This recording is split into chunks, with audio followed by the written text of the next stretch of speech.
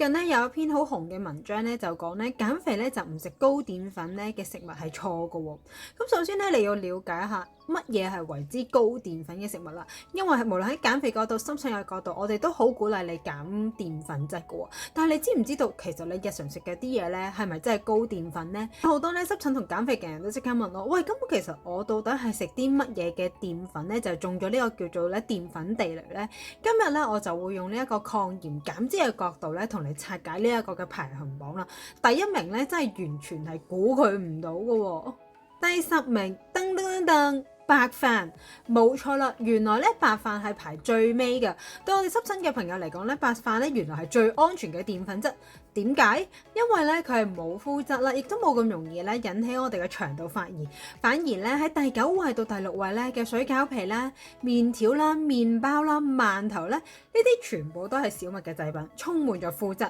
而麩質就係破壞我哋腸道黏膜，引發起咧腸漏症嘅元兇之一嚟嘅喎。當我哋嘅腸道咧一旦發炎啦，你嘅皮膚跟住咧就會又紅又痕㗎啦，仲極度容易咧積聚我哋嘅內臟脂肪添。聽到呢一度，如果你想針對自己嘅體質咧，去搞掂自己嘅濕疹同埋肥胖嘅真正元兇嘅話咧，你喺留言我要健康頭3個朋友咧，我就會親自送你一個15分鐘嘅免費線上健康評估俾你，幫你客製化呢個抗鹽食譜噶啦，名額咧就得3個，如果想嘅話就快啲留言我要健康啦。去到第5位同第4位就係粟米片，仲有即食嘅燕麥片啦。有非常之多嘅人咧都認為咧呢兩種咧嘅片係非常之健康，但係其實佢嘅加工過程裏邊咧加咗大量嘅糖啦，食完之後我哋嘅升糖指數咧就會飆升，濕疹咧即刻係痕到你想象唔到噶。第3位，原味嘅梳打餅，好多人咧減肥嘅時候咧就拎佢嚟當整餐啦，但係原來梳打餅隱藏咗好多壞嘅脂肪，會令到我哋身體發炎噶。不單止啊，原來每100g 裏邊嘅梳打餅就有65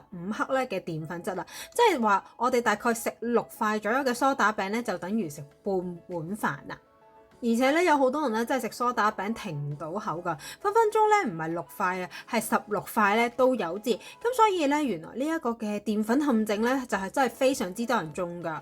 第2位，糯米，係中醫嘅角度咧，糯米咧就相對地難消化，容易咧積聚喺我哋身體裏邊咧形成濕氣嘅喎。仲有糯米咧，佢入咗我哋身體裏邊咧升糖指數好快，消化亦都好快喎。如果咧你唔覺意食多咗嘅話咧，佢就會形成脂肪咁樣累積喺我哋身體入邊㗎啦。第1名呢個地雷呢，你真係諗都冇諗過，就係我哋成日都講叫大家唔好飲珍珠奶茶嗰啲嘅珍珠粉圓啊，因為呢啲粉圓佢嘅來源大部分都嚟自木薯粉，加大量嘅糖漿，簡直係我哋身體咧嘅發炎炸彈同埋肥胖嘅核彈嚟㗎。因為咧呢一類型嘅嘢入落我哋個身體度之後，個升糖指數咧即刻會去飆升，唔單止令到我哋發炎，更加會令到我哋個人越嚟越好糖㗎喎。當咧你飲落去嘅情況之下，你嘅皮膚咧就會糖化兼發炎，而且卡路里亦都唔低㗎，所以如果你需要咧減肥同埋令到你嘅皮膚好嘅呢兩種朋友，絕對鼓勵珍珠奶茶咧少啲飲啦，因為你隨時飲一杯珍珠奶茶已經有成2碗飯咁多嘅卡路里啦。